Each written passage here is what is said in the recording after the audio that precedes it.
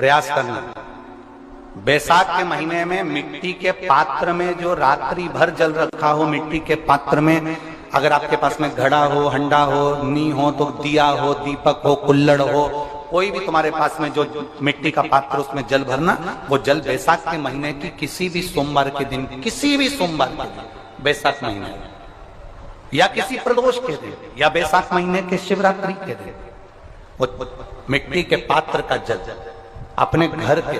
प्रत्येक व्यक्ति का स्पर्श कराकर उस मिट्टी के पात्र के जल को तांबे के पात्र में डाल लीजिए और घर के प्रत्येक व्यक्ति का स्पर्श करा लीजिए और शंकर भगवान पर कुंदकेश्वर महादेव के नाम से समर्पित करिए। कभी जीवन में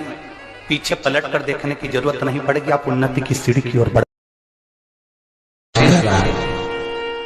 मेरा बाबा भोलेनाथ, मेरा बाबा विश्वनाथ, मेरा त्रिकालदर्शी कैलाशी अविनाशी कह रहा है कि हे पार्वती,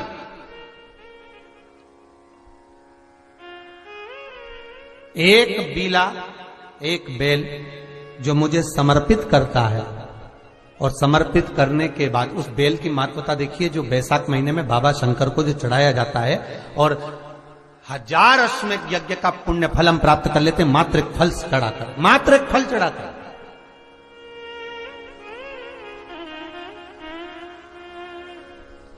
जैसे इससे पहले जो एकादशी कही, जिसको त्रिविधि एकादशी भी कहते हैं,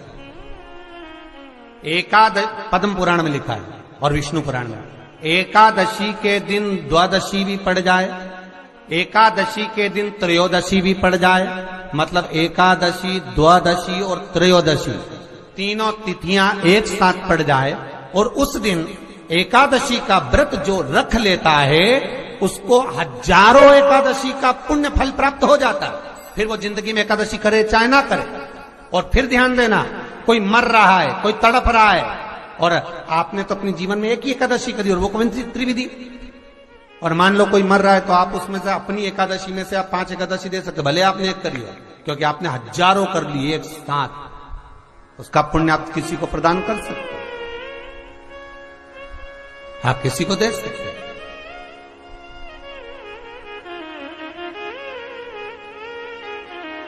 उसी तरह हे पार्वती,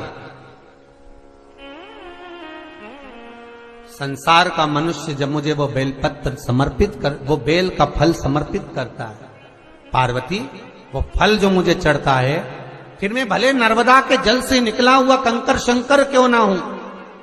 फिर चाहे मैं गंगा के जल से निकला हुआ कंकर शंकर क्यों ना हूं, चाहे फिर मैं यमुना के जल से निकला हुआ कंकर शंकर क्यों ना हूं, चाहे मैं सरयू के जल से निकला हुआ कंकर शंकर क्यों ना हूं, चाहे मंदाकिनी के जल से निकला हुआ कंकर शंकर क्यों ना हूं, ए पार्वती, फिर जो भी शिवलिंग पर वो बेल समर्पित होता है, वो बेल उठाकर जीव अपने कार्य में ले सकता है। ये मां उमा से कह रहा है। तो उस बेल की महत्वता जानेंगे। अब अपन उस बेल को जानने के लिए वापिस स्कंद पुराण में चले, तो स्कंद पुराण में लिखा हुआ है कि जो बेल बैसाख के महीने में शंकर को चढ़ाया जाता है, वो बेल का फल उठाकर रख लिया जाता है।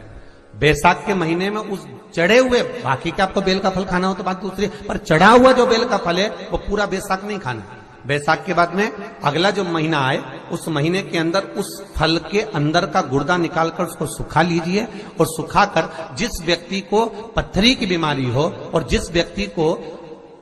पेट में बहुत भोजन पचता ही नहीं है, पूरा शरीर पाचन क्रिया बेकार हो गई, उस व्यक्ति को केवल 7 दिन तक शंकर पर चढ़ा हुआ वो बेलपत्र प्रदान कर दीजिए, पत्थरी भी बाहर और पाचन क्रिया भी ठीक, जिंदगी भर तकलीफ नहीं।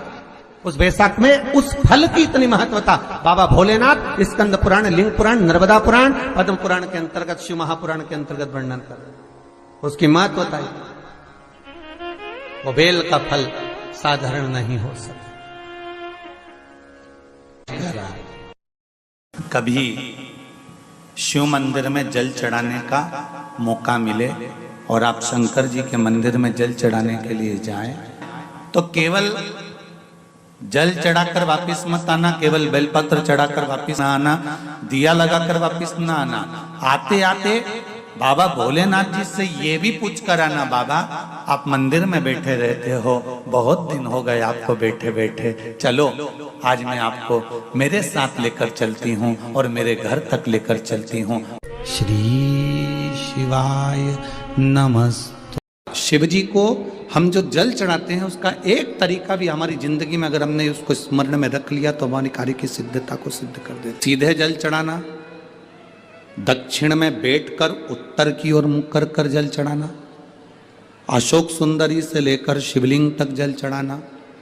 5 स्थान पर गणेश, कार्तिकेय, अशोक सुंदरी, जलाधारी, शिवलिंग पर जल चढ़ाना 5 स्थान, और 5वां जल समर्पित करना। 5वां शिव जी को 5 नंबर का जो जल आता है, जो जलाधारी है, ऊपर जिसमें पानी भरा रहता है और नीचे एक एक बूंद टपकता रहता, जलाधारी में जल समर्पित कर कर